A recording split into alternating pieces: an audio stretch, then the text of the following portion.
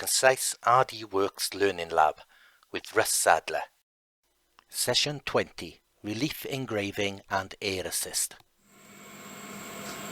Now, I just hope you guys don't skip any of these programs, because although what we're going to do today is more or less the same as what we did last time, every session that I do builds and builds and builds. You're going to get new information today that you didn't have last time.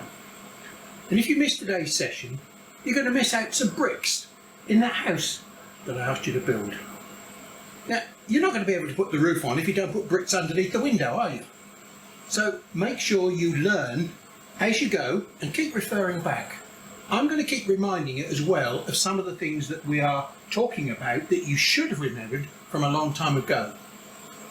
So today, as well as just reversing incised engraving, we're going to be learning quite a few more things about the machine and the technology associated with the machine. We're going to build on what we've had so far. Okay, here we are in RDWorks, and I've got 5 circles drawn on there. What I'm going to do is to just show you